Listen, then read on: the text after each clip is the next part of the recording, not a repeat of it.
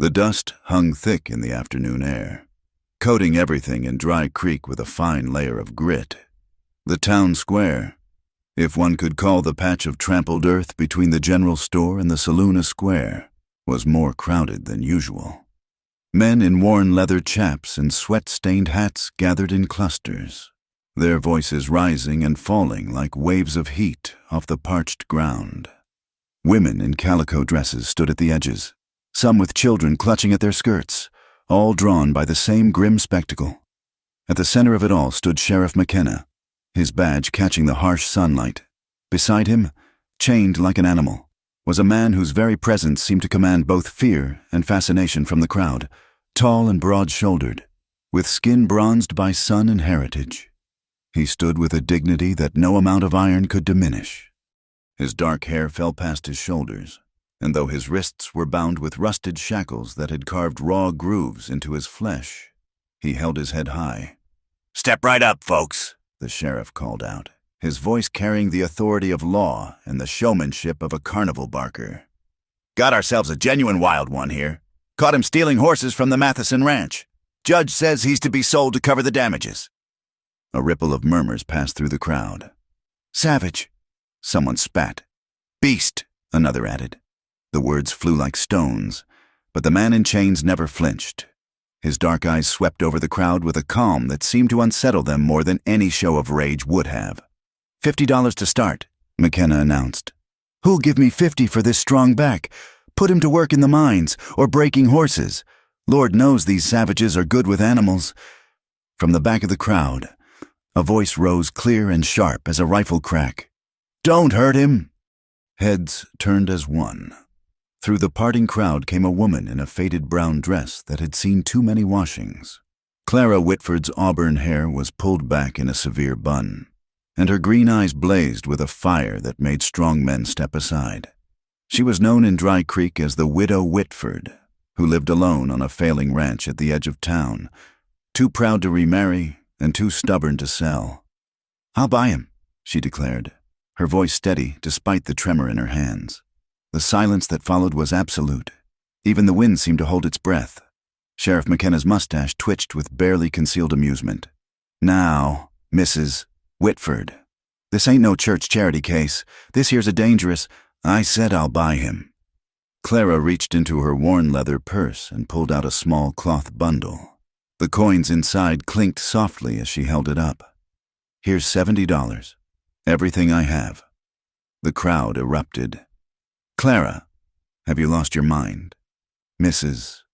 Patterson, the banker's wife, gasped. "You can't bring that creature onto your property." "He's a thief!" someone else shouted. "A savage." Clara's jaw set like granite. "Call him savage all you want," she said, her eyes never leaving the chained man's face.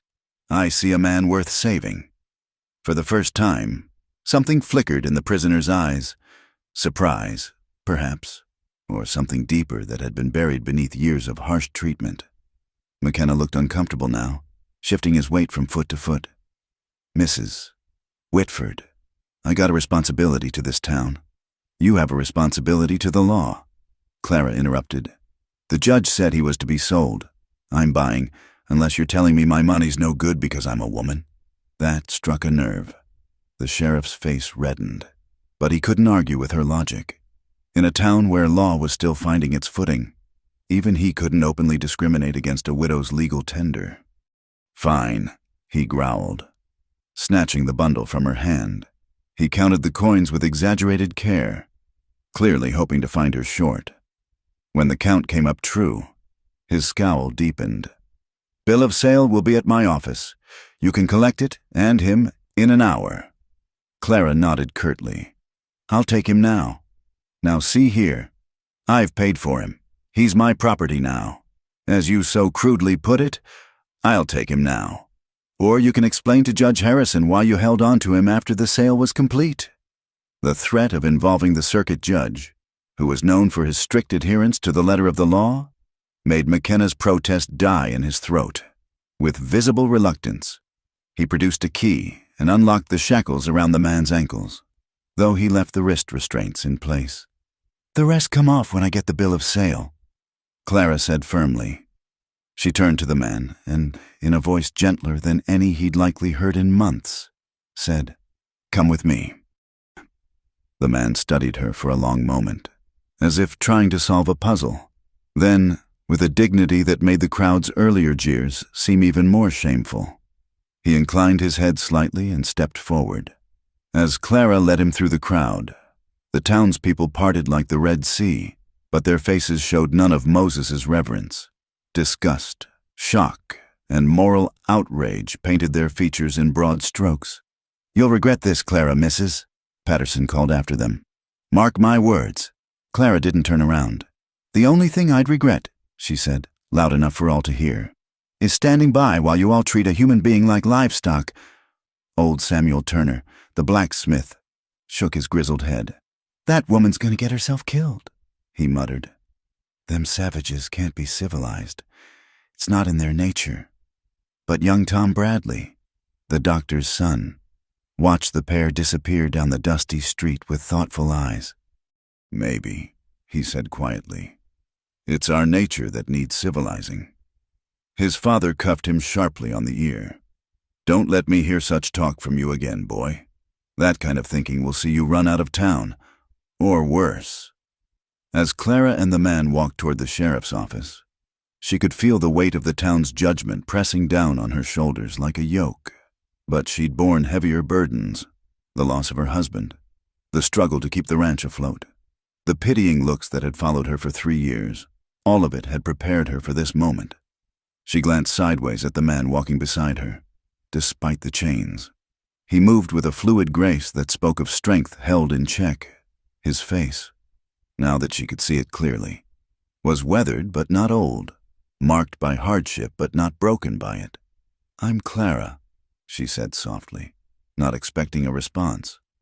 He looked at her then, really looked at her, and she saw intelligence in those dark eyes, along with a wariness born of hard experience. They reached the sheriff's office, a squat building that served as both jail and administrative center. Clara pushed open the door, the man following silently. McKenna was already there, scratching out the bill of sale with obvious reluctance. "You sure about this, Mrs. Whitford?" he asked one last time. "It ain't too late to change your mind. I could find another buyer, maybe someone better equipped to handle—" "Just write the bill, Sheriff." McKenna sighed and completed the document, stamping it with more force than necessary. "There. May the Lord help you, because you surely ain't helping yourself." Clara took the paper and folded it carefully. "The keys, Sheriff." With a disgusted snort, McKenna tossed her the key to the wrist shackles. "Don't come crying to me when he slits your throat in your sleep." Clara's eyes flashed dangerously. "The only throat that's been cut in this town lately was by Bob Harmon when he was drunk, and he's as white as fresh cotton. Good day, Sheriff." She turned and walked out, her purchased man following. Once outside, she stopped and faced him. "I'm going to unlock these now," she said, holding up the key. "I don't expect you'll run. Where would you go? But I won't keep you in chains like an animal." She reached for his wrists, and he held them out slowly, watching her with those unreadable eyes. The key turned with a rusty protest, and the shackles fell away, hitting the wooden walkway with a dull clang that seemed to echo down the empty street. The man rubbed his raw wrists, the first truly human gesture she'd seen from him. Red welts and scabs marked where the iron had bitten deep. "We'll need to tend to those," Clara said. "I have salve at the ranch." She paused, then added, "It's about an hour's ride. Can you ride?" The ghost of something, almost a smile, touched his lips. He nodded once. "Good. The livery stable's this way." As they walked through town toward the stable, Clara held her head high, ignoring the stares and whispers that followed in their wake. She'd crossed a line today. She knew there would be no going back to being just the widow Whitford, object of pity and casual charity. Now she was something else, something dangerous in their eyes. But as she glanced at the man walking beside her, his stride matching hers, she felt something she hadn't experienced in 3 long years. Purpose. Maybe she couldn't save her husband from the fever that took him. Maybe she couldn't save her ranch from slowly failing, but this man, this human being whom everyone else had written off as a savage, maybe him she could save. And maybe, though she didn't dare think it yet, he might save her too. The ranch appeared as they crested the final hill, and Clara felt the familiar tightness in her chest. Even in the golden light of late afternoon, there was no hiding what the Whitford place had become. The main house listed slightly to the east, its unpainted boards weathered to the color of old bones. Half the fence posts along the front pasture had given up their fight with gravity, leaving gaps wide enough for cattle to wander through, if she'd had any cattle left to wander. She glanced at the man riding beside her on the old mare she'd borrowed from the livery. He surveyed the property with those dark, calculating eyes, taking in every broken board and weed-choked garden bed. Clara waited for the judgment she was sure would come, but he simply nodded, as if he'd seen worse. It wasn't always like this, she heard herself saying, then immediately wished she hadn't. What did it matter what he thought? They dismounted near the barn, or what remained of it. The structure stood, but barely, its roof patched with mismatched shingles and tar paper. Clara led the mare inside, grateful that at least this duty she could still perform properly. The man followed, and without being asked, began removing the borrowed saddle from his mount. Inside the house, Clara lit the oil lamp against the gathering dusk. The yellow light revealed a space that was clean but sparse, a table with 2 chairs, a wood stove, shelves holding a meager collection of dishes and preserves. On the mantel above the cold fireplace sat a single photograph in a tarnished frame.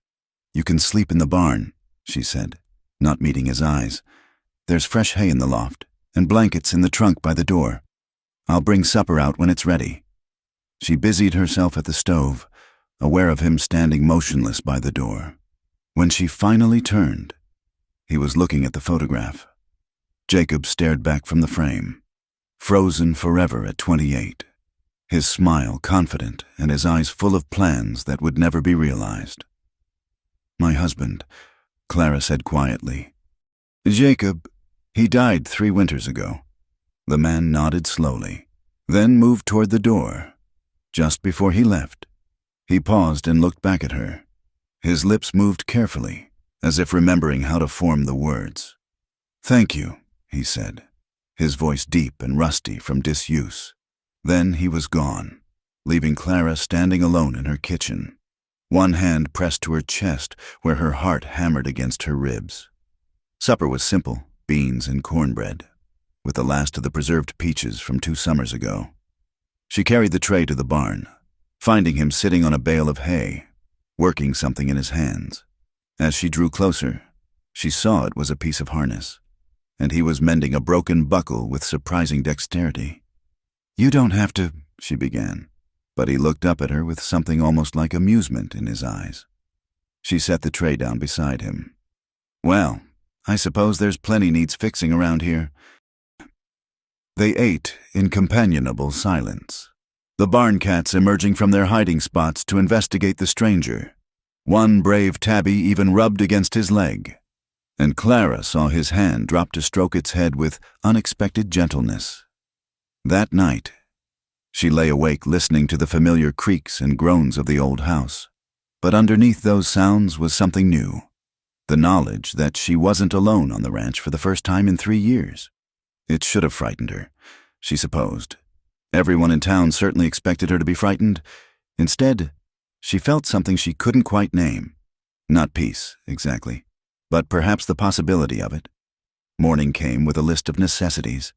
Clara stood in her kitchen, pencil in hand, trying to prioritize repairs that all seemed equally urgent. The roof leaked in 3 places. The well pump needed new leather washers. The chicken coop had a hole that let in foxes. The garden fence couldn't keep out rabbits. And underlying it all was the constant need for money she didn't have. A soft knock at the door interrupted her thoughts. The man stood on her porch, his hair tied back, wearing the same clothes from yesterday but somehow looking more settled. He gestured toward the barn, then at himself, then made a motion like swinging a hammer. You want to work? Clara asked. He nodded. I can't pay you. You understand that, don't you? I spent everything I had just to... She stopped, heat rising in her cheeks. I mean, food and shelter. That's all I can offer. He held up his hands, showing her the welts from the shackles, now cleaned but still angry-looking. Then he pointed to the house, to her, and nodded again. The message was clear. She had freed him. That was payment enough. Clara found herself blinking back sudden tears. Well then, I suppose we'd better get started. She showed him the tool shed, Jacob's tools still hanging in their places, gathering dust and rust. He examined each one carefully, testing edges and joints, setting aside those that needed repair. When he found Jacob's whetstone, he looked at her questioningly. Yes, of course, whatever you need to use. The words came out choked. By midday, the rhythmic sound of hammer on wood filled the air. Clara went about her own chores, feeding the chickens, tending the vegetable garden, but her attention kept drifting to where he worked. He'd started with the fence, and already a section that had been leaning drunkenly was standing straight and true. When she brought him water, he drank deeply, then surprised her by speaking again. Good tools, he said, nodding toward the shed. Your man, new iron. Jacob was particular about his tools. Clara managed. Said a man was only as good as what he worked with. The stranger considered this, then nodded approvingly. Wise. That evening, as they ate another simple meal, this time at the kitchen table, Clara having insisted, she found herself talking about Jacob, about the ranch, about her family back east who'd written her off when she'd refused to return after the funeral. They couldn't understand, she said, pushing beans around her plate. This was our dream, Jacob's and mine. We were going to raise horses, maybe some cattle, build something that would last. She laughed bitterly. Instead, I've watched it fall apart, piece by piece. The bank owns more of it than I do now. The man listened without comment, but his attention never wavered. When she finally ran out of words, he stood and moved to the window, looking out at the darkening land. After a long moment, he spoke. Land remembers, he said slowly. Bad times, good times, but land waits, for hands that know, for hearts that stay. Clara stared at him. It was the longest speech she'd heard from him, and the wisdom in it made her throat tight. Days turned into a week, then two. A routine emerged. He would work from sunrise to sunset, fixing, mending, rebuilding. She would keep house, tend the garden, and gradually, tentatively, begin to plan beyond the next meal. In the evenings, they would eat together, and sometimes he would speak, never much, but each word seemed carefully chosen and worth the silence that surrounded it. She learned his name the day he fixed the well pump, as clear water gushed forth for the first time in months. He smiled, a real smile that transformed his weathered face.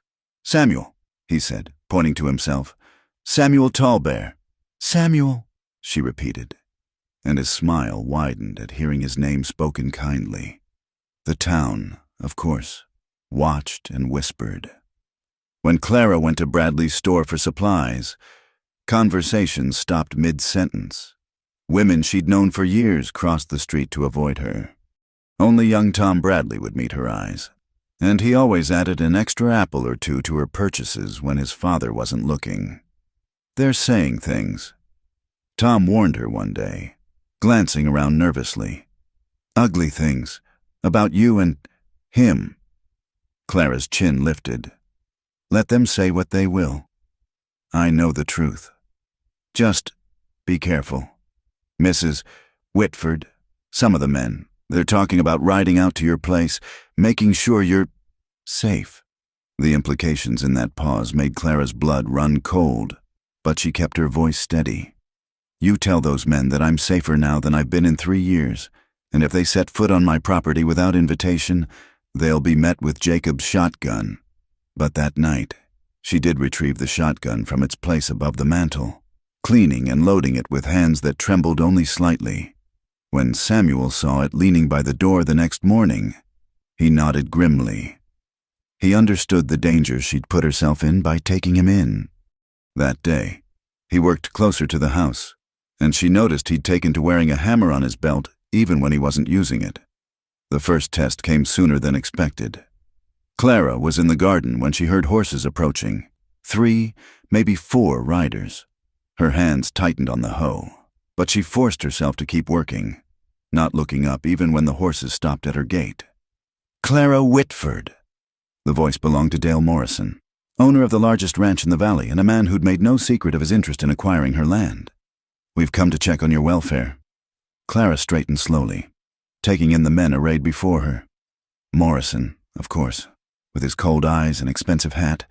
Beside him, the Harmon brothers, mean drunks, both of them, and Sheriff McKenna, looking uncomfortable but present nonetheless. "As you can see, Mr. Morrison, I'm perfectly well." She kept her voice level, though her heart raced. "Now, Clara." Morrison dismounted, his hand resting casually on his pistol. "You can't blame folks for being concerned. A woman alone, with a savage. His name is Samuel." The words came out sharp as shattered glass. "And I'm not alone, as you've just pointed out." Morrison's face darkened.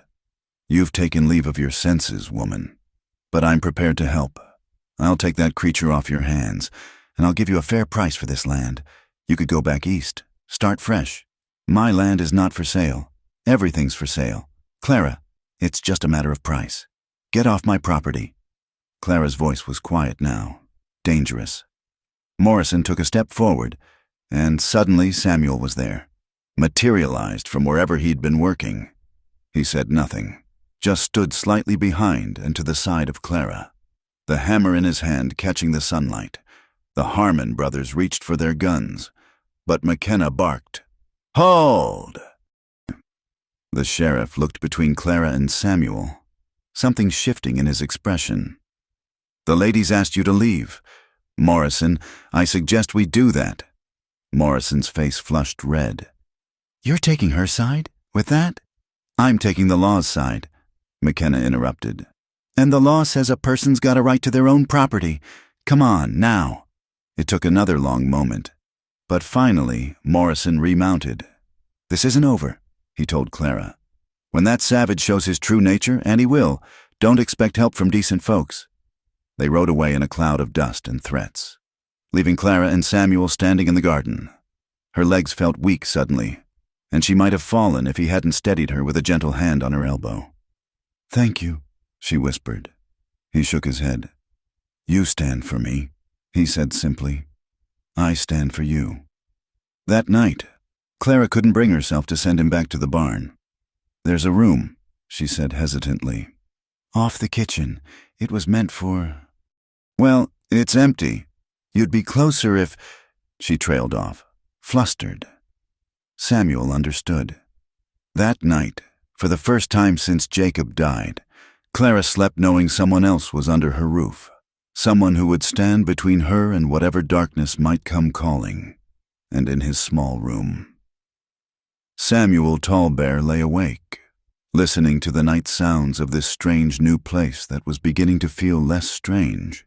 He thought of the woman who'd looked at him and seen a man worth saving, and made a silent vow that her faith would not be misplaced.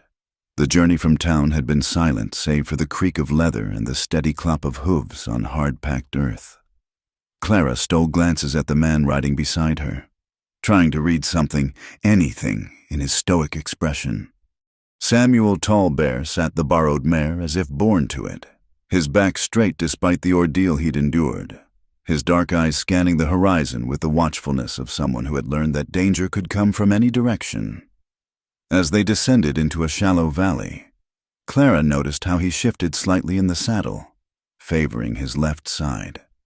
The movement was subtle, but she'd learned to read such signs in the years of nursing Jacob through various injuries that came with ranch work.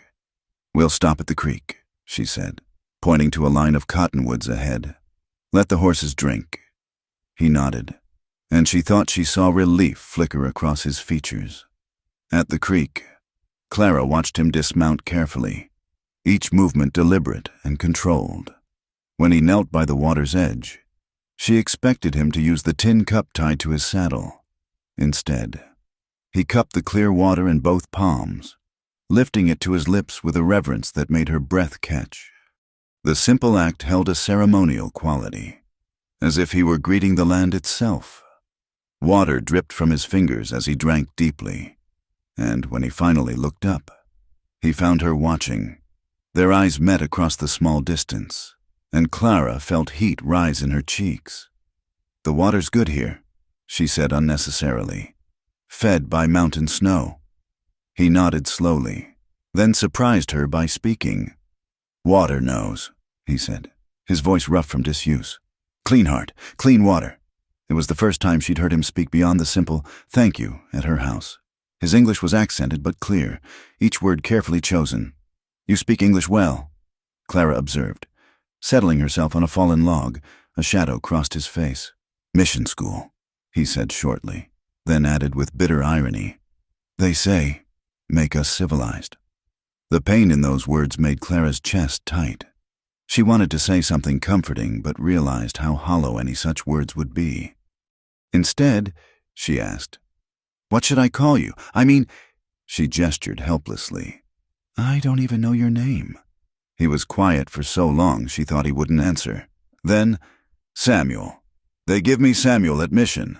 But my people—" He touched his chest. "Tall Bear. Samuel Tall Bear." Clara repeated softly. The name felt right on her tongue, substantial and dignified. He studied her with those penetrating eyes. "You are not afraid." It wasn't a question, but Clara considered it anyway. "Should I be?" "Others fear. Always fear." He gestured toward town. "They see savage. You see—" He paused, searching for words. "You see man." "Yes," Clara said simply. "I see a man." Something shifted in his expression then, a softening around the eyes that made him look younger, more vulnerable. He turned back to the creek, and she saw him wince as he shifted position. "You're hurt," she said. It wasn't a question. He shrugged, a gesture that clearly cost him. "Let me see." For a moment she thought he would refuse.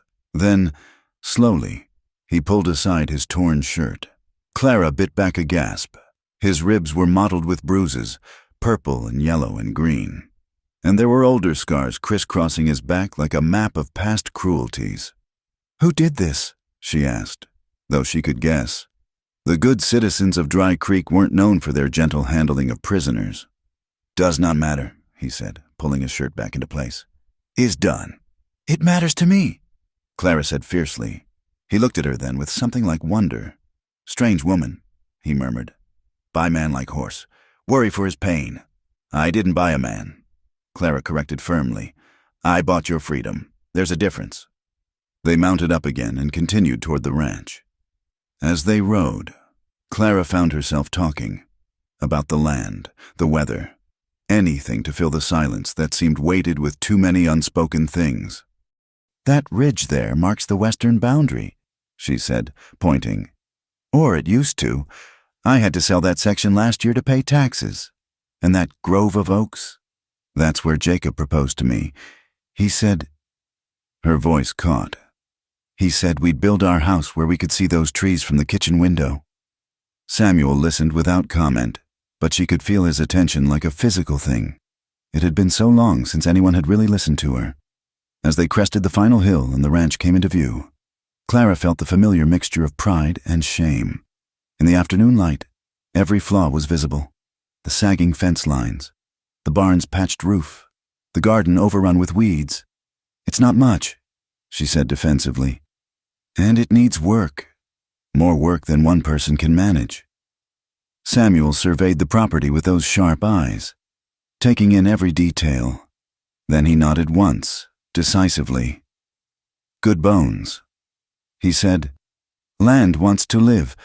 Just needs—" He made a gesture with his hands, a flowering motion. "Care?" Clara suggested.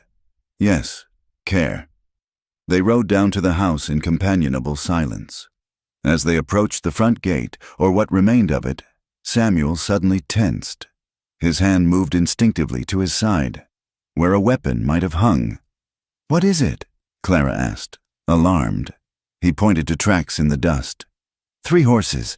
Recent. Maybe 1 hour." Clara's heart sank. "Visitors," she said grimly. "I can guess who." Sure enough, as they rounded the barn, 3 horses stood tethered to the porch rail. Their riders lounged on her front steps like they owned the place. Clara recognized them immediately. Dale Morrison and 2 of his hands.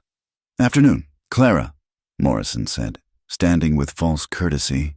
He was a big man, prosperous and powerful, with cold gray eyes that had always made her uncomfortable. "We were starting to worry. You've been gone a long time." "Not long enough, apparently."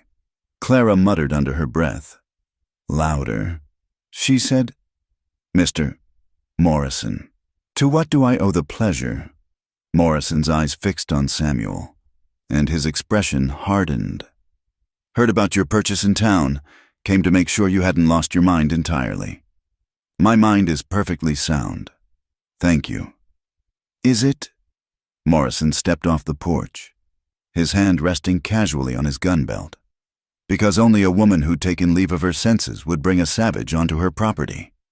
Samuel had dismounted and stood perfectly still, but Clara could see the tension in his shoulders, the readiness in his stance. "His name is Samuel," Clara said coldly, "and he's here to help with the ranch work. Unless you're offering to fix my fences and mend my roof, I'll thank you to mind your own business." Morrison's face flushed. "Now see here, Clara, I've been patient with you, offered to buy this place at a fair price more than once.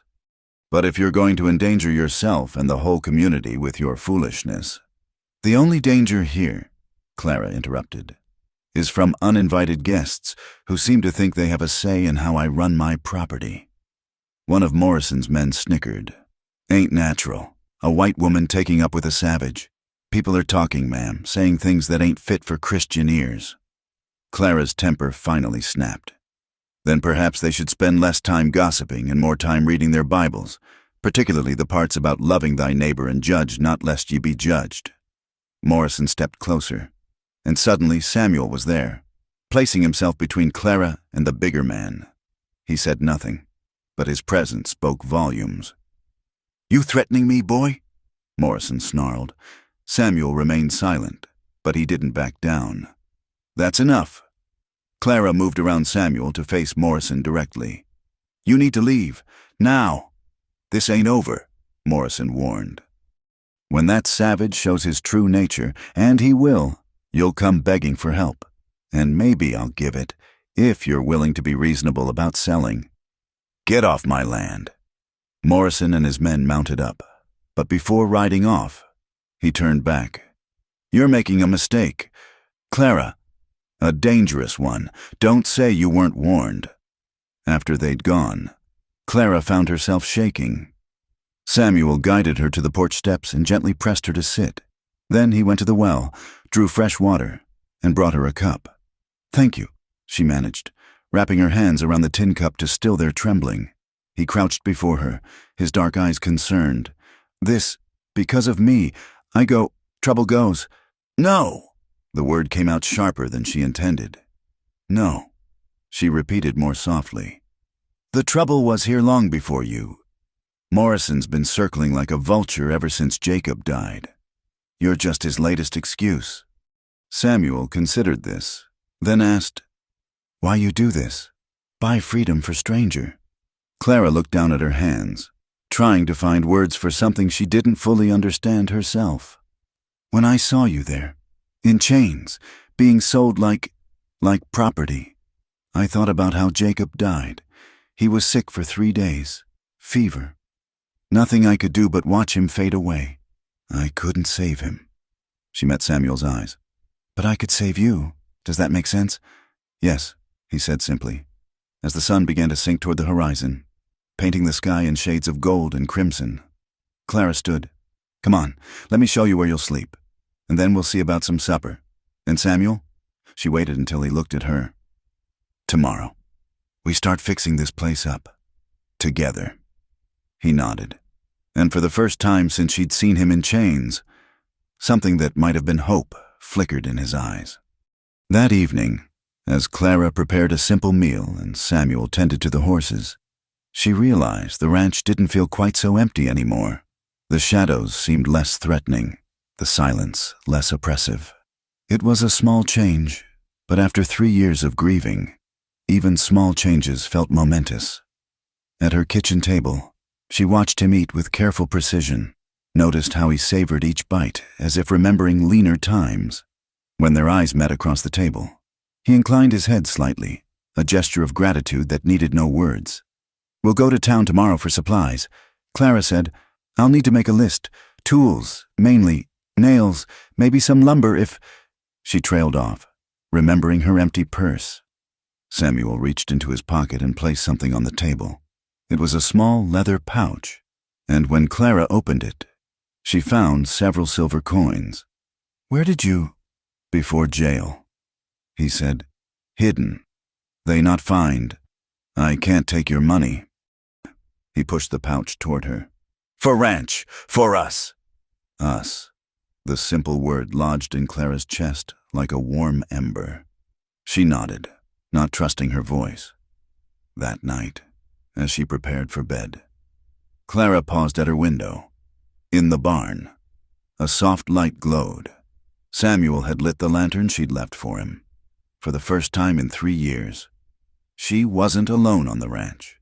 For the first time in 3 years, tomorrow felt like something to look forward to rather than simply endure.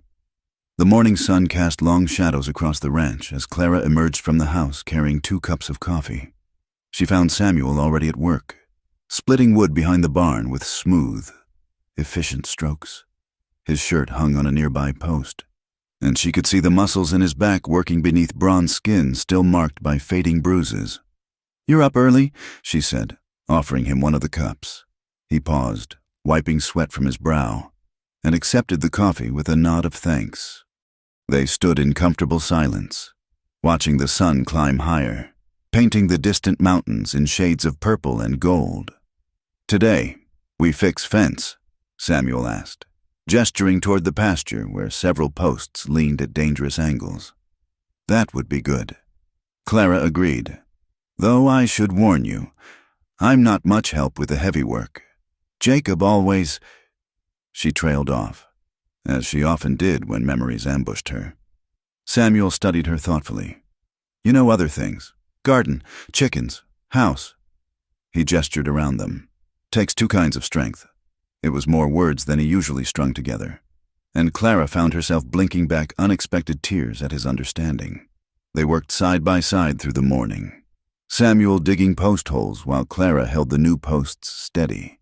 She was surprised to find that they fell into an easy rhythm, anticipating each other's needs without much talk. When the sun climbed high and the heat became oppressive, they took shelter in the shade of the barn. Clara had brought water and some cold biscuits from breakfast.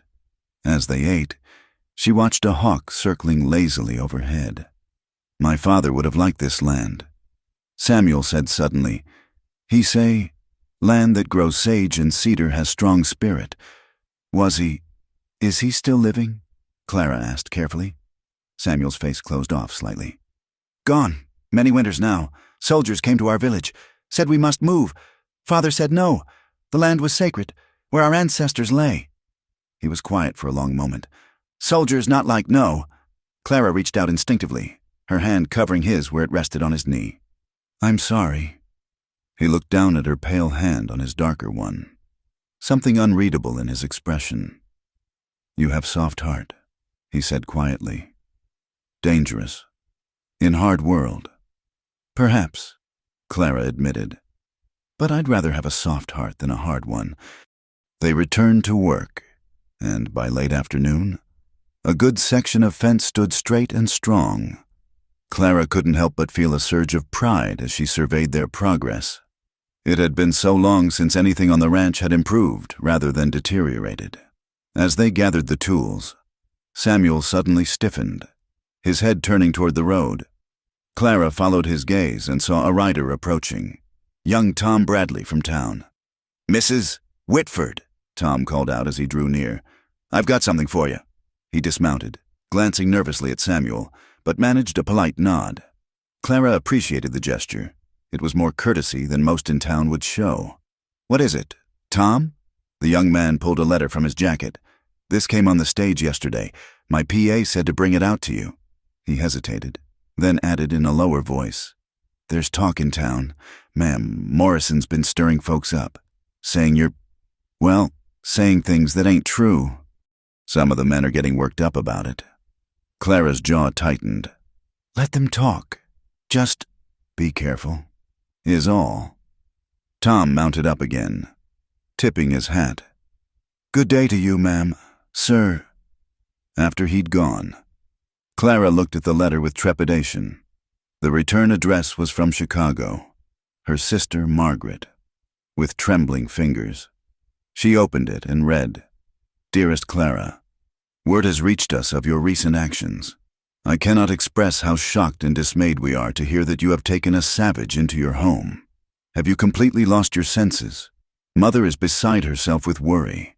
I implore you to reconsider this madness. Sell the ranch and come home where you belong. You cannot continue this unnatural existence, playing at being a man and now consorting with heathens. Think of Jacob's memory, if nothing else. What would he say? Your loving sister."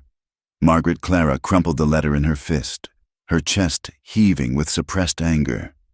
Samuel watched her quietly, not asking but clearly concerned. "My sister," she said bitterly. "Apparently news travels fast. She thinks I should sell the ranch and return to Chicago where I can be a proper widow, wearing black and pouring tea for the rest of my days. You want this?" "No!" The word exploded from her. "This is my home. Jacob and I built this life together, and I won't abandon it just because—" She gestured helplessly. "Because it's hard, because I'm alone, because people disapprove of my choices." "Not alone now," Samuel said quietly. Clara looked at him, standing there with dirt on his hands from their shared labor, sweat on his brow from working her land, and felt something shift inside her chest. "No," she agreed softly. "Not alone." That evening, as they ate supper, Clara found herself talking about Jacob, not with the usual weight of grief, but with something closer to fondness. "He was terrible with chickens," she said, smiling at the memory. "They'd scatter every time he came near the coop. He'd curse and stomp around, which only made it worse. But horses? He could gentle the wildest horse with just his voice and hands."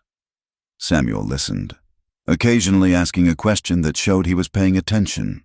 When Clara asked about his own life before, he spoke haltingly of learning to track with his grandfather, of ceremonies by firelight, of a world that seemed to grow smaller each year as more settlers arrived. "You're English," Clara said. "You speak it well, but you said the mission school." His face darkened.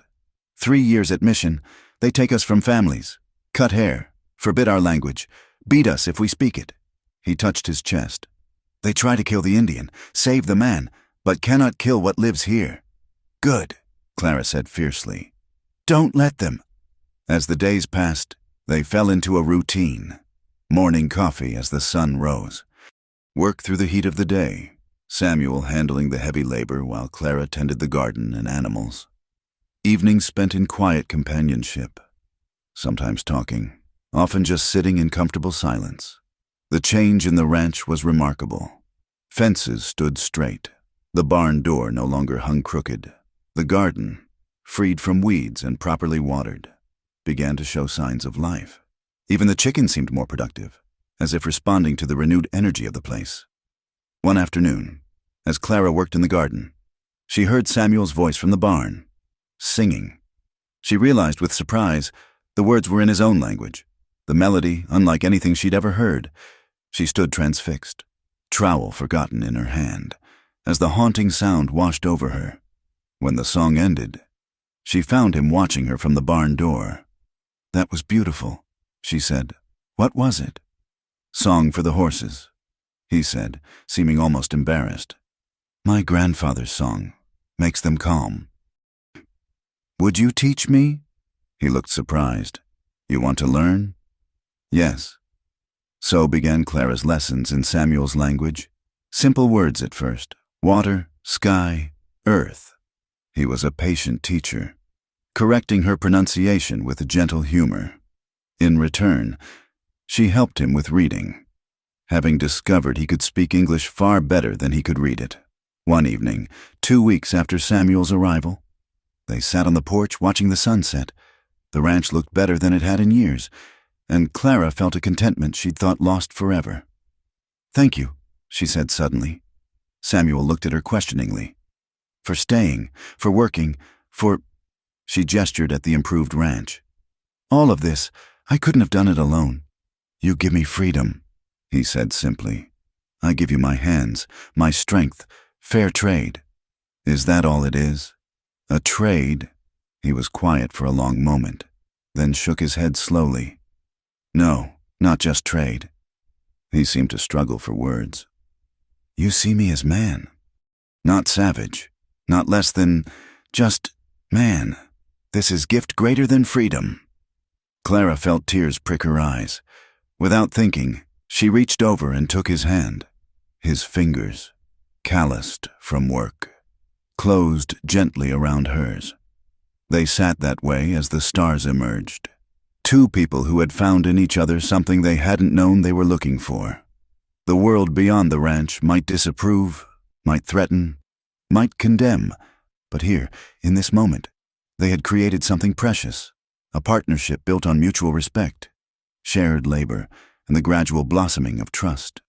When Clara finally went inside, she paused at her bedroom window to look out at the barn. The soft glow of Samuel's lantern was visible through the cracks in the wood. Tomorrow would bring more work, and likely more challenges from those who couldn't understand what they were building together. But tonight, Clara felt hope. For the first time since Jacob's death, the ranch felt like home again. And for the first time in his life, Samuel Tallbear was discovering what it meant to be seen not as a savage to be feared or a problem to be solved, but simply as a man, one worthy of respect, kindness, and perhaps something more. The sound of approaching horses woke Clara from uneasy sleep. She'd been dreading this moment for days, ever since Tom Bradley's warning. Through her window, she could see torches flickering in the pre-dawn darkness. 5, maybe 6 riders making their way up the path to her house. She dressed quickly, hands steady despite her racing heart. Jacob's shotgun stood ready by the door where she'd placed it each night since Samuel's arrival. As she reached for it, she heard movement from the small room off the kitchen. Samuel emerged, fully dressed, his face grave. "Stay inside," Clara said firmly. "This is my fight." "No." His voice brooked no argument. "We stand together." Before she could protest, the riders were in her yard. Clara recognized them even in the dim light. The Harmon brothers. Jim and Pete, both known for their drinking and quick tempers. Dale Morrison's foreman. Ray Hutchins. 2 others she didn't know well. Rough men who worked the cattle drives. And at their head, not Morrison himself, but Reverend Blackwood from the church in town. "Mrs. Whitford," the Reverend called out, his voice carrying that particular brand of righteousness that had always set Clara's teeth on edge. "We've come to talk sense to you." Clara stepped onto the porch, shotgun visible but not raised. Samuel followed, standing slightly behind her left shoulder. "Strange hour for a social call, Reverend," Clara said coolly. "Desperate times call for desperate measures." Blackwood dismounted, his black coat making him look like a crow in the torchlight. "This situation has gone on long enough. You're living in sin with a heathen, bringing shame upon yourself and danger to our community." "I'm doing nothing of the sort," Clara replied. "Mr. Tallbear works for me. He sleeps in the barn. We've broken no laws." Jim Harmon spat tobacco juice near her porch steps. "Don't matter where he sleeps. Ain't natural, a white woman taking up with a savage. Watch your mouth on my property," Clara warned. "Or what?" Pete Harmon sneered. "You'll have your pet Indian scalp us?" Samuel stepped forward then, and even in the flickering torchlight, there was something in his bearing that made the men shift nervously in their saddles. He didn't speak, didn't need to. His presence alone was a statement. "See?" Blackwood pointed dramatically. He threatens good Christian men. This is what comes of defying God's natural order." "The only threat here," Clara said, her voice cutting through the night air, "is from men who ride to a woman's home in darkness, carrying torches like a lynch mob." "Now see here," Hutchins began, but Clara wasn't finished. "No, you see here. I've broken no laws. I've harmed no one. I've taken a man who was being sold like cattle and given him honest work for honest wages. If that offends you, then perhaps you should examine your own hearts rather than riding about the countryside in the middle of the night like common thugs. You've lost your way," Blackwood said, his voice taking on the cadence of a sermon. "First, you refused to return to your family after your husband's death, insisting on living alone like a man. Now this abomination, but it's not too late. Send this creature away. Return to town where the good women of the church can guide you back to righteousness." Clara laughed, a bitter sound that made several horses dance nervously. "Guide me? The same women who cross the street to avoid me? Who whisper behind their hands when I buy supplies? No, thank you. Reverend, I'll take my chances with the company I keep." "Then you're making your choice," Hutchins growled. "Don't expect help when things go bad. And they will go bad. These savages can't be trusted. One day you'll wake up with your throat." "Enough!" Clara raised the shotgun, not aiming at anyone but making her intent clear. "You've said your piece. Now get off my land." "This ain't over," Jim Harmon warned.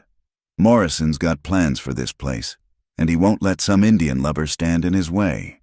"Morrison can go to hell," Clara said evenly.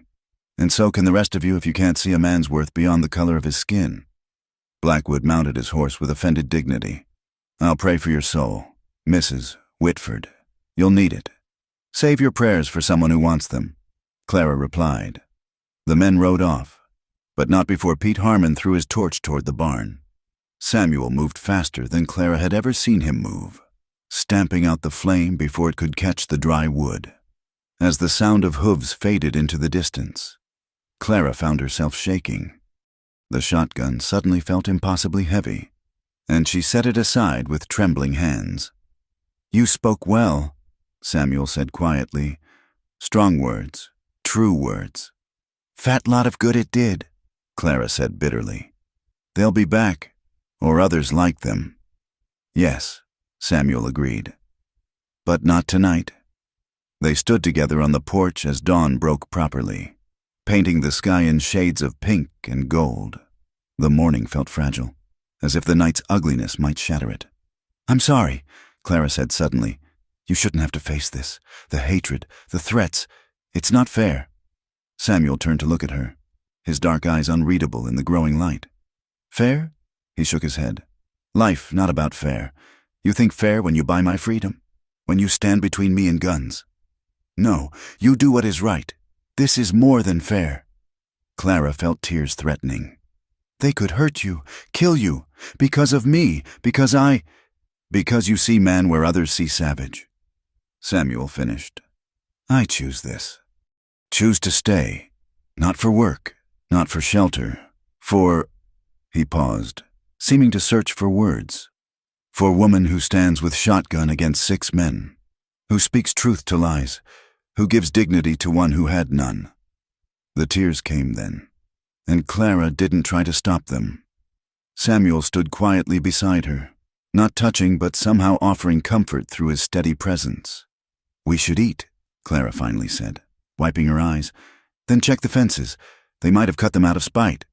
Samuel nodded, but before they could go inside, he spoke again. "Clara." It was the first time he'd used her given name, and the sound of it in his deep voice made her heart skip. "Thank you for standing, for speaking, for seeing." She met his eyes, seeing in them a warmth that had nothing to do with gratitude and everything to do with something deeper, something that frightened and thrilled her in equal measure. "We stand together," she said, echoing his earlier words. "Yes," he agreed. "Together." The day passed quietly, but Clara couldn't shake the feeling of impending storm. They found no damage to the fences, but she noticed Samuel staying closer to the house than usual, his eyes constantly scanning the horizon. That evening, As they sat down to supper, Clara made a decision. She went to her room and returned with something wrapped in oilcloth. "This was Jacob's," she said, placing the bundle on the table. Inside was a Colt revolver, well-maintained despite 3 years of disuse. "I want you to have it." Samuel stared at the weapon, then at her. "You trust me with this?" "I trust you with my life," Clara said simply. "You've already proven worthy of that trust." He picked up the revolver carefully, checking its action with practiced ease. "I will not dishonor this gift," he said solemnly. "I know you won't." They were interrupted by the sound of a wagon approaching. Clara tensed, but Samuel, peering out the window, relaxed. One wagon, old man driving, woman beside him. Clara looked and felt a wave of relief. "It's the Olsons, Lars and Ingrid. They have the farm 2 miles north." The elderly couple pulled up to the house, and Clara went out to greet them. Samuel following at a distance, Mrs. Whitford. Lars said in his thick Norwegian accent, "We hear there was trouble this morning." "News travels fast," Clara said warily. Ingrid climbed down from the wagon with surprising agility for her age. "That Blackwood," she said with disgust. "Man of God. Pa, God does not ride with torches in the night." "We bring supplies," Lars said, gesturing to the wagon bed. "Flour, salt pork, some preserves Ingrid made. And this." He pulled out a rifle. "Extra we have. You maybe need—" Clara felt her throat tighten. I can't pay you for all this." "Not for paying," Ingrid said firmly. She looked past Clara to where Samuel stood. "You are the one who helps Mrs. Whitford?" Samuel nodded cautiously. "Good," Ingrid said. "She needs help. Tries to do too much alone." She fixed Clara with a stern look. "Like my Lars when we first come here. Too proud to ask for help. Nearly killed himself trying to clear fields alone." "Ingrid," Lars said gently, but his wife wasn't finished. "No, she should hear. We come to this country with nothing. People help us. Some call us squareheads, dumb Norwegians, but others see just people trying to make life, like you." She looked at Samuel again. "Just man trying to make life." She reached into her apron and pulled out a small bundle. "Seeds," she explained. "From my garden. Plant in spring. You have good vegetables." Clara couldn't speak past the lump in her throat. Samuel stepped forward and bowed slightly to the elderly couple. "Your kindness honors us," he said formally. "We will not forget." Lars nodded approvingly. "You come to our farm if trouble comes again. We old, but not helpless, and we remember what it is to be strangers, to be hated for being different." After the Olsons left, Clara and Samuel carried the supplies inside in thoughtful silence. The visit had shown them that not everyone in the community shared the hatred they'd faced that morning. It was a small comfort, but in their isolated situation, small comforts mattered. "Good people," Samuel said as they put away the last of the supplies. "Yes," Clara agreed. "I'd forgotten there were still some left." That night, Clara couldn't sleep. The events of the day kept replaying in her mind. The torches, the threats, but also Samuel calling her by name, the trust in his eyes when she'd given him Jacob's gun, the unexpected kindness of the Olsons. She found herself at her window, looking out at the barn where Samuel's light still glowed. They'd crossed some invisible line today. She realized. No longer just employer and worker. No longer just two people brought together by desperate circumstances. They were partners now, united against a world that would tear them apart if given the chance. Tomorrow would bring new challenges. She knew. Morrison wouldn't give up easily, and men like the Harmon brothers would be looking for any excuse to cause trouble.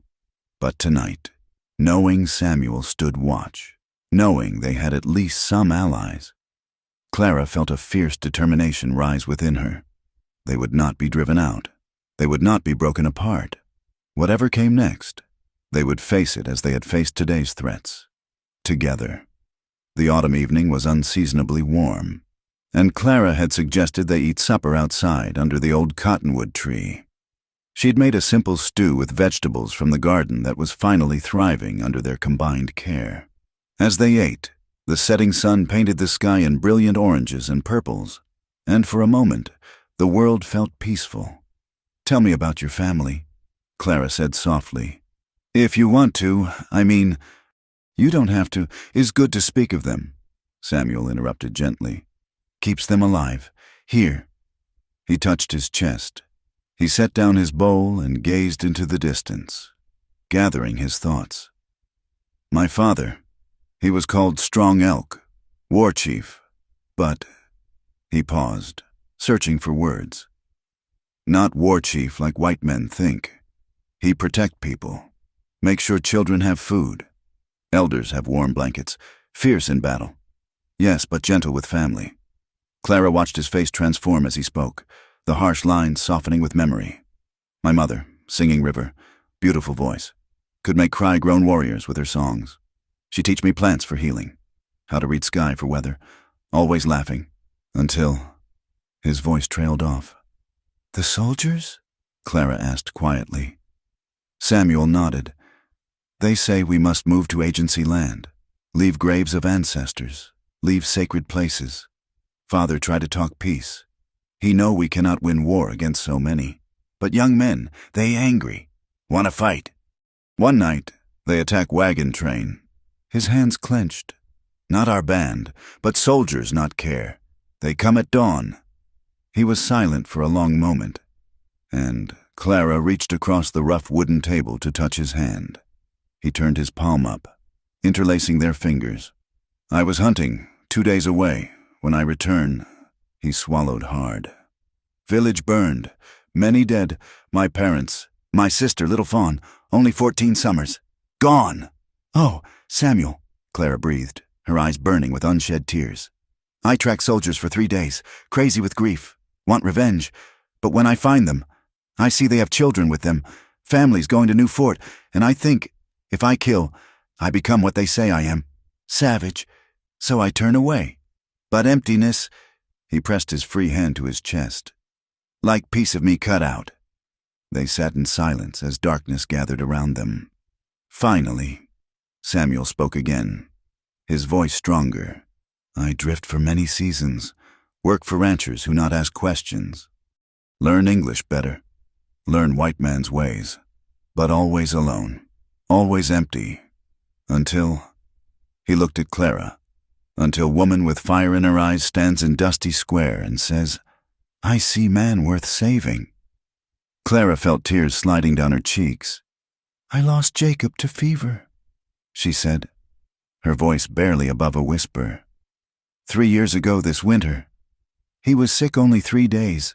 I tried everything, every remedy I knew, prayers, bargaining with God. Nothing worked. He died in our bed, holding my hand, telling me to be strong." She wiped her eyes with her sleeve. "After the funeral, everyone expected me to sell the ranch, go back east to my family. My sister wrote letter after letter, but I couldn't leave. This was our dream, Jacob's and mine. We were going to build something lasting here, have children to pass it on to. And then he was gone, and the dream seemed to die with him." "But you stayed," Samuel observed. "I stayed, too stubborn to quit, maybe, or too afraid to admit failure. I watched the ranch fall apart piece by piece, sold off land to pay taxes, let the hired hands go when I couldn't pay them. Neighbors tried to help at first, but I was too proud to accept charity." She laughed bitterly. "Pride and a failing ranch were all I had left." "Not pride," Samuel said firmly. "Strength, courage, love for husband's memory." It didn't feel like strength. It felt like drowning slowly, and then Morrison started circling, making offers on the land, playing the concerned neighbor while calculating how to get my property for the lowest price. Her jaw tightened. After that day in town, the day I brought you home, he showed his true colors. "Why you do it?" Samuel asked. "Risk so much for stranger." Clara considered the question. "When I saw you there, in chains, being sold like property, I thought about how helpless I felt watching Jacob die, how desperately I wanted the power to save him. And suddenly, there was someone I could save." "Does that make me selfish?" Using you to heal my own wounds? No, Samuel said firmly. Makes you human. We all carry wounds. Sometimes healing comes from helping others heal. The first stars were appearing overhead. Clara became aware that they were still holding hands across the table, but she didn't want to let go. I dream of them, Samuel said suddenly. My family. Sometimes good dreams. Mother singing. Father teaching me to track deer. Sometimes, he shuddered. Sometimes I see village burning. Hear screams. Wake with their names on my lips. I dream of Jacob, Clara admitted. He's always just out of reach. I try to touch him, but he fades like morning mist. I wake up and for a moment forget he's gone. Then I remember, and it's like losing him all over again. Grief is like river, Samuel said. Sometimes quiet, sometimes raging, but always flowing. Cannot stop it. Can only learn to swim. They moved to sit on the porch steps, shoulders touching, still holding hands. The night sounds of the ranch surrounded them, crickets chirping, an owl calling in the distance, the horses shifting in their stalls. I never thought I'd feel anything again, Clara confessed. After Jacob died, it was like my heart turned to stone. I went through the motions of living, but I wasn't really alive, just existing. And now? Samuel asked softly. Clara turned to look at him, seeing his face illuminated by starlight. Now I wake up looking forward to morning coffee with you. I find myself humming while I work. The ranch feels alive again. I feel alive again.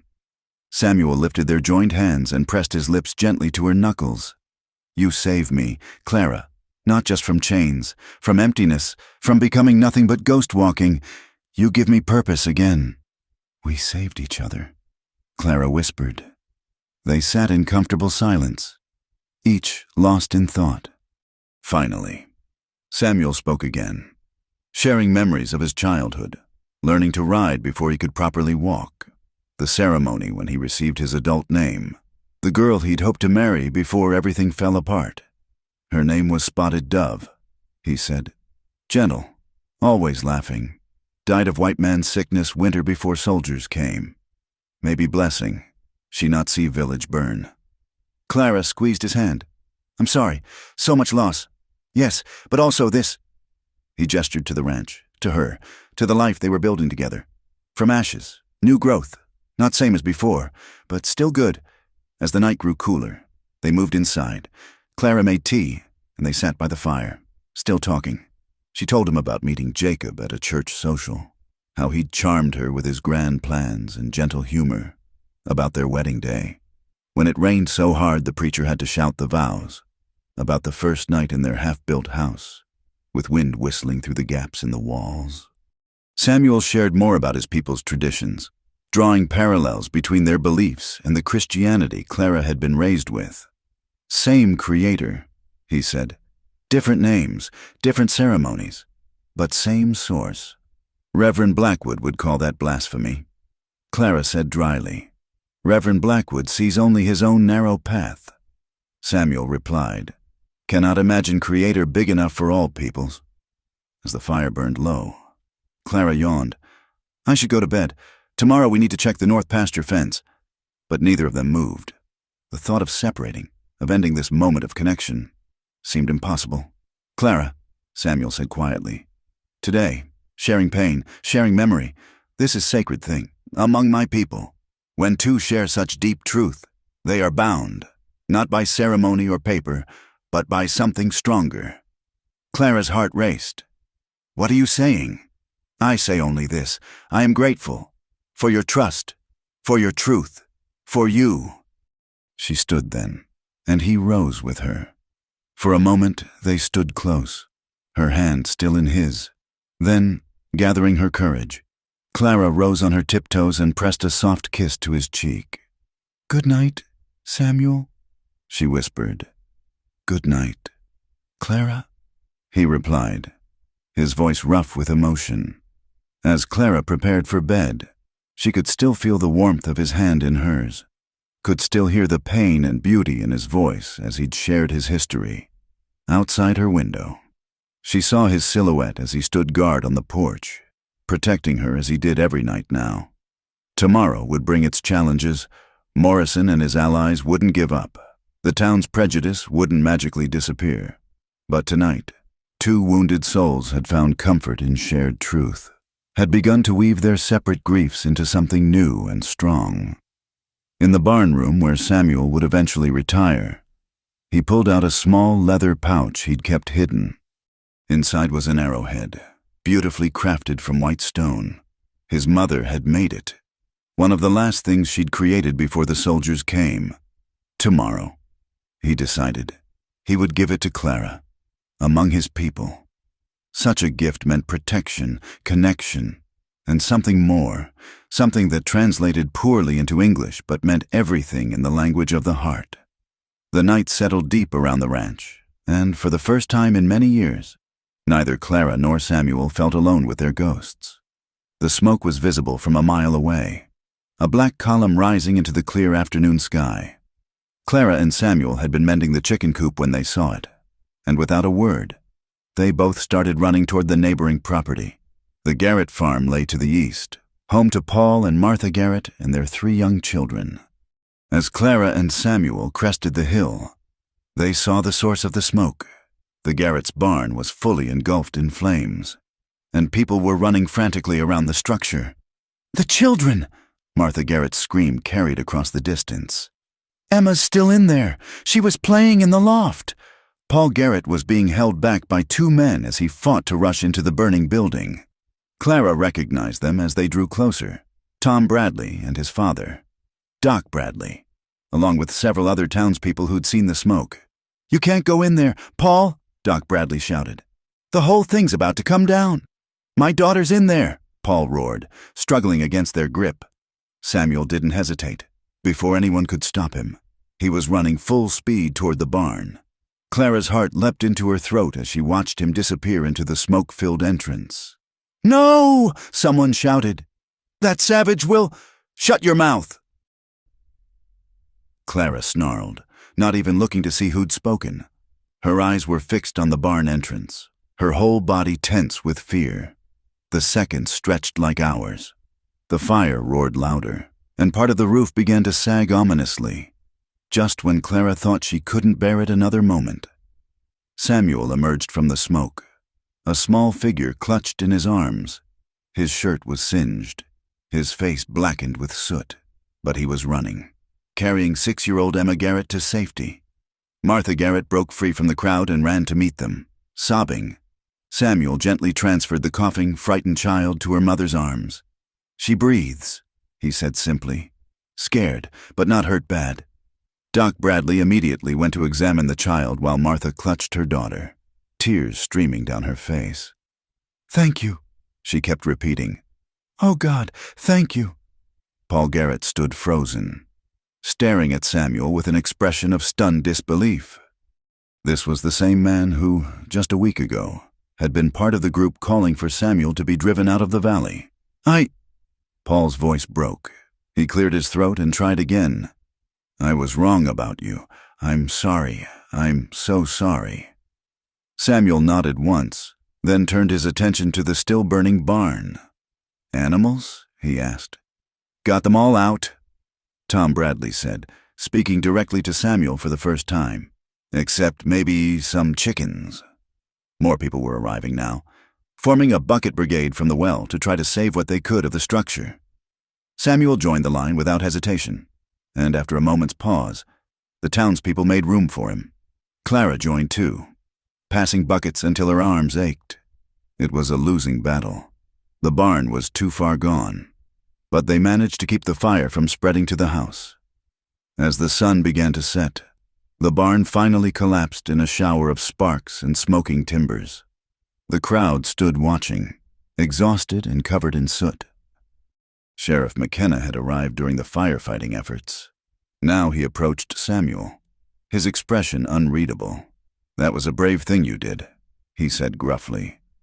Samuel met his gaze steadily. Child needed help. Still, McKenna shifted uncomfortably. Not many men would have run into that inferno, white or otherwise. "Mrs. Patterson, the banker's wife, who had been one of Clara's most vocal critics, stood nearby with several other women from town. She kept glancing at Samuel, her face a battlefield of conflicting emotions. Finally, she stepped forward. "Mr. Tall Bear, is it?" Her voice was stiff, formal, but not unkind. "What you did today, that was heroic." Samuel inclined his head slightly but said nothing. Little Emma Garrett, recovered enough to speak, suddenly piped up from her mother's arms. "The nice man saved me, Mama! He came through the smoke like an angel." A ripple went through the crowd. Here was this child, innocent, without prejudice, calling the man they'd labeled a savage an angel. Martha Garrett set her daughter down and approached Samuel directly. Her dress was covered in soot, her face streaked with tears, but her eyes were clear and determined. "You saved my baby," she said. "I don't care what anyone says or what names they call you. You'll always be welcome at our table." She stood on her tiptoes and kissed Samuel's cheek, leaving a clean spot in the soot. The gesture was so unexpected, so public, that gasps arose from some of the watching women. "Martha, Mrs.," Patterson exclaimed. Martha whirled on her. "Don't you Martha me, Prudence Patterson. This man risked his life for my child while others stood around talking. If that makes him a savage, then perhaps we need more savages and fewer civilized folk." Paul Garrett stepped forward, extending his hand to Samuel. "I owe you a debt I can never repay," he said.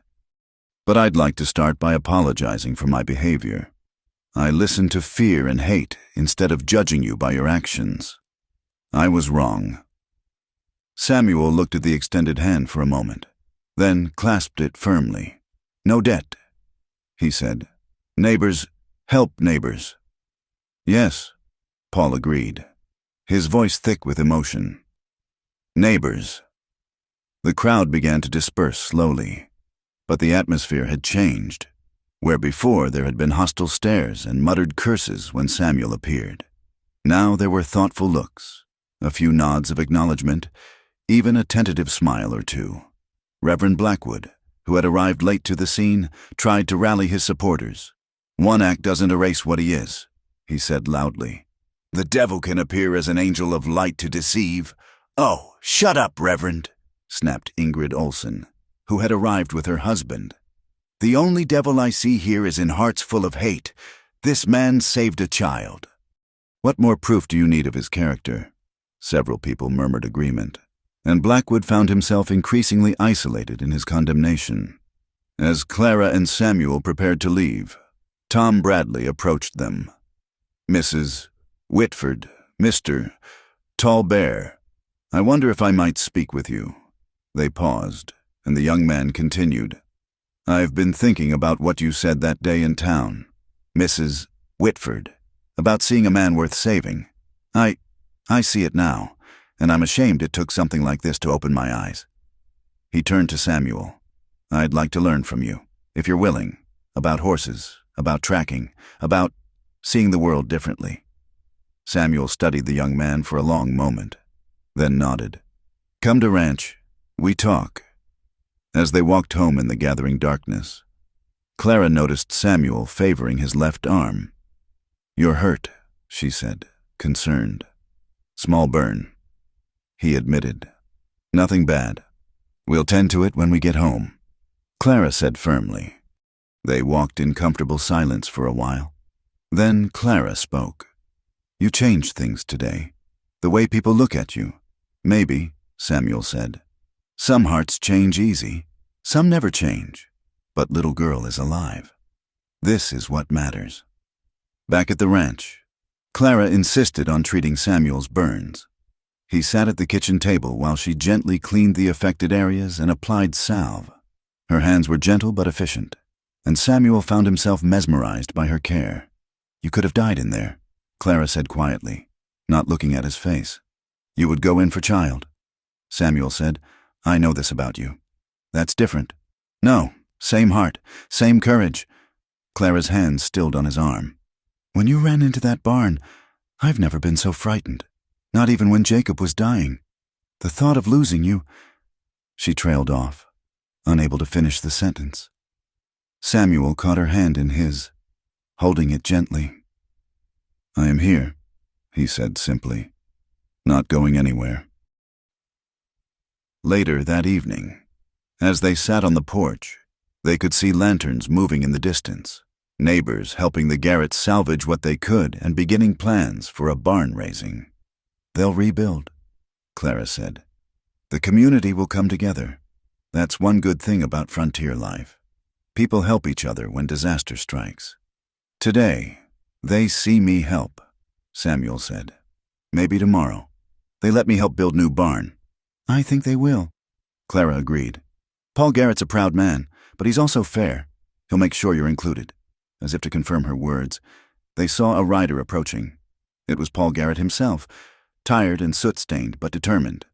"Mrs. Whitford, Mr. Tall Bear," he said, dismounting. "I've come to ask for your help. We're planning a barn raising for Saturday. I'd be honored if you'd both come. And Mr. Tall Bear, I'd particularly value your expertise with the heavy beams. Tom Bradley says you've done wonders with Mrs. Whitford's buildings." Samuel stood to face him. "I will come. Help build strong barn." Paul smiled, the first genuine smile he'd ever directed at Samuel. "Thank you, and spread the word. Will you? We'll need all the hands we can get." After he left, Clara and Samuel sat in contemplative silence. The night was cool, autumn asserting itself, and Clara shivered slightly. Without thinking, Samuel draped his coat around her shoulders. "Today changes things," he said quietly. "But some still hate Morrison. Others must stay watchful." "I know," Clara agreed. "But today showed that hearts can change. That's something, isn't it?" "Is everything," Samuel said. "Hate is taught, but love is stronger, spreads like fire, but builds instead of destroys." Clara looked at him in the moonlight. This man who had faced hatred with dignity, who had risked his life without hesitation for a child who'd been taught to fear him. "Yes," she said softly. "Love is stronger." They sat together as the night deepened, both aware that something fundamental had shifted, not just in how the community saw Samuel, but in what lay between them. The word love had been spoken, hanging in the air like a promise, a possibility, a hope for tomorrow. In the distance, a coyote howled, and its pack answered. Once, the sound might have seemed lonely to Clara. Now, with Samuel beside her, it sounded like home. The barn raising at the Garrett farm drew nearly everyone in the valley. By sunrise, wagons were arriving loaded with lumber, tools, and food. Women set up tables under the shade trees while men organized materials and discussed the best approach for the construction. Clara and Samuel arrived early, their wagon carrying tools and several pies Clara had baked the night before. As they pulled up, Clara noticed the momentary hush that fell over some of the gathered people, but it was followed by nods of acknowledgement and even a few welcoming waves. Paul Garrett strode over immediately, his hand extended to Samuel. "Glad you're here," he said loudly enough for others to hear. "We'll need your expertise on those main beams." The work began in earnest as the sun climbed higher. Samuel found himself at the center of the heavy lifting, his strength and knowledge of construction making him invaluable. Men who had previously crossed the street to avoid him now worked beside him, following his quiet directions for the safest way to raise the massive timbers. "Steady now," Samuel called as they lifted a particularly heavy beam. "Tom, shift left. Mr. Garrett, hold your end higher." His voice carried natural authority, and the men responded without question. Clara worked with the women, but she couldn't help watching the transformation taking place. Where once there had been suspicion and hostility, now there was respect, grudging from some, perhaps, but genuine from others. Around midday, when the sun was at its fiercest, Martha Garrett called everyone for the noon meal. Tables groaned under the weight of fried chicken, fresh bread, preserves, and pies. As people lined up to fill their plates, Clara noticed some of the men making space for Samuel, including him in their conversations about the work. "That's a clever way to joint those beams," Doc Bradley was saying to Samuel, "Where did you learn that technique?" "My people build lodges to last many seasons." Samuel replied, "Must stand strong against winter storms, summer heat, different materials, but same principles." Sheriff McKenna, who had been listening, nodded thoughtfully. "Makes sense. Good knowledge to have." Clara felt a warmth in her chest that had nothing to do with the sun. This was what she'd hoped for. Not just tolerance, but acceptance, even appreciation for what Samuel could contribute.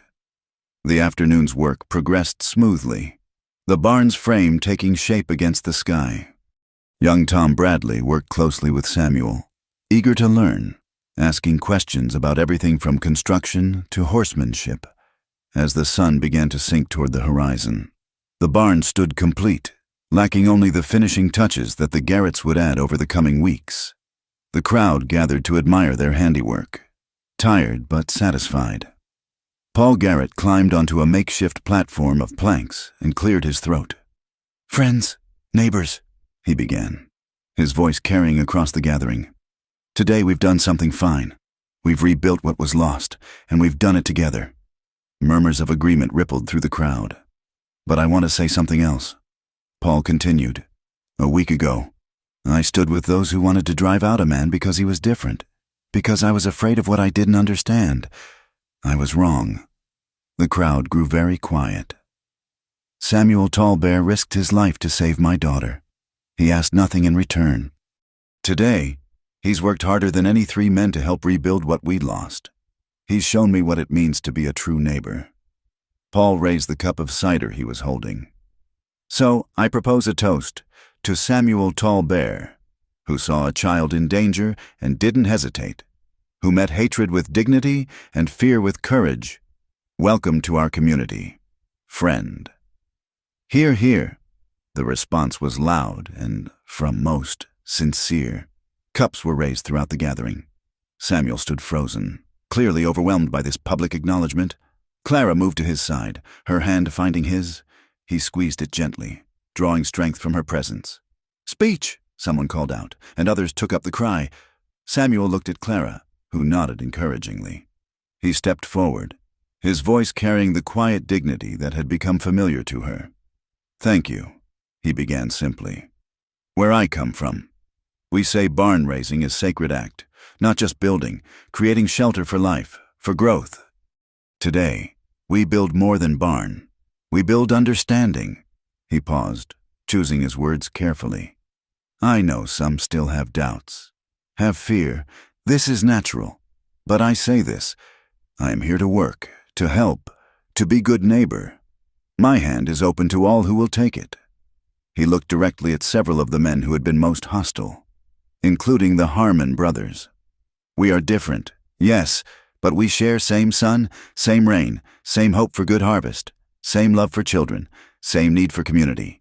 These things make us same more than skin makes us different." The silence that followed was profound. Then old Lars Olsen began to clap, his weathered hands making sharp sounds in the still air. Others joined him, until the applause was general, if not quite universal. Clara saw Jim Harmon lean over to whisper something to his brother Pete. Their faces were troubled, conflicted.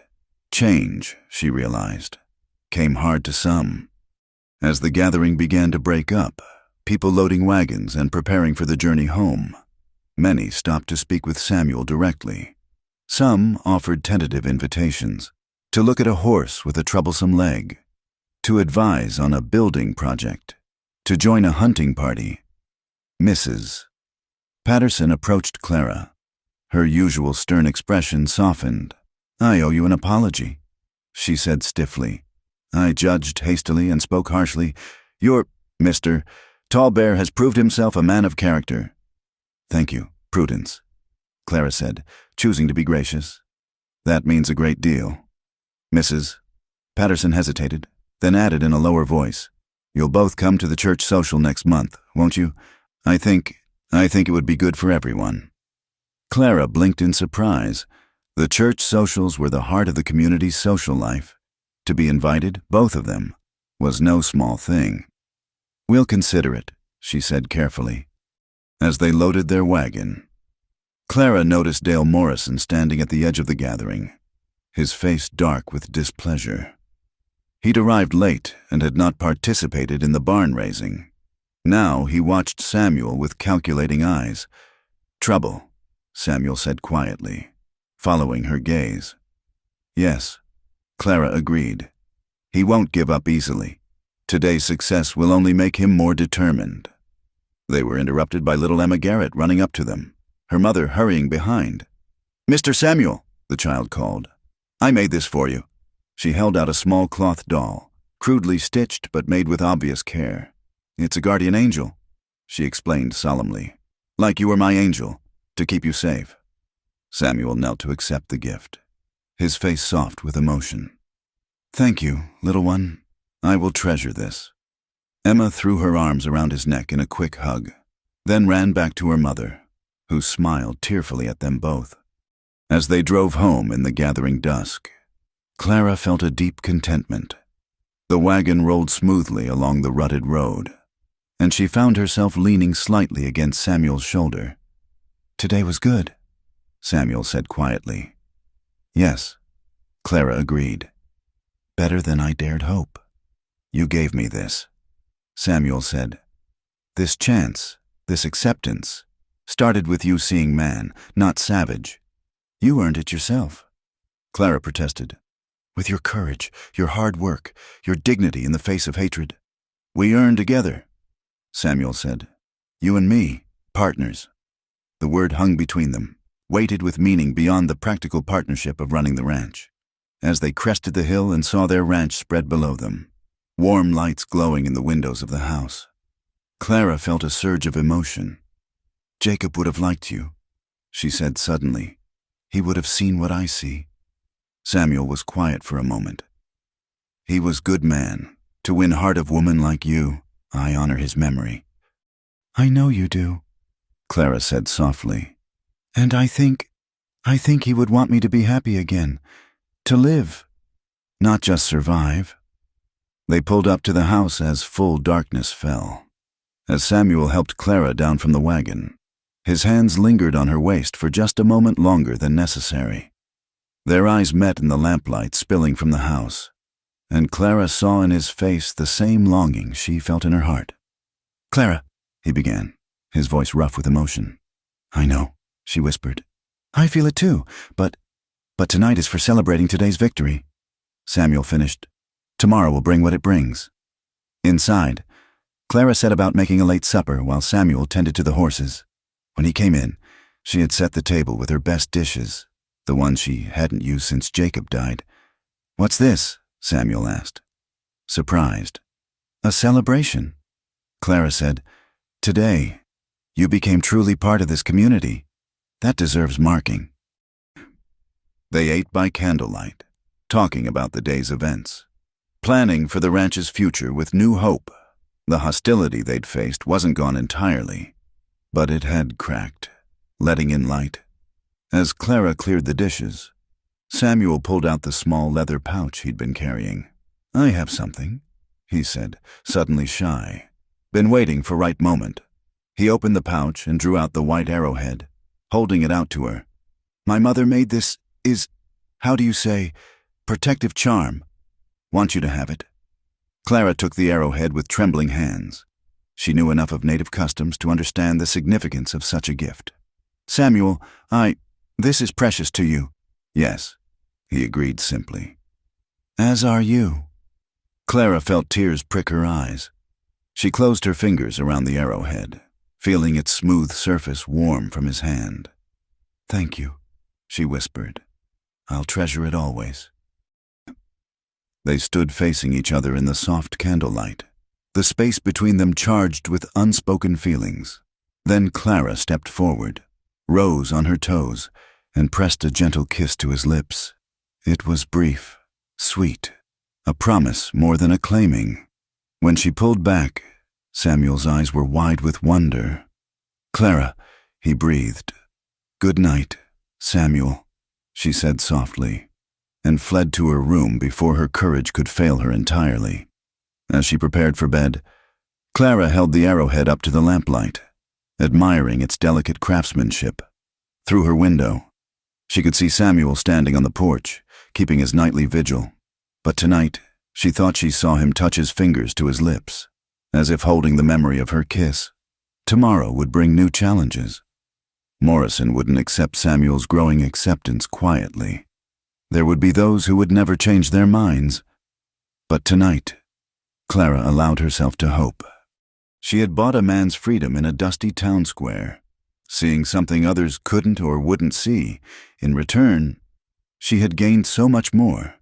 A partner, a protector, a bridge between two worlds, and perhaps, if she dared to name it, love.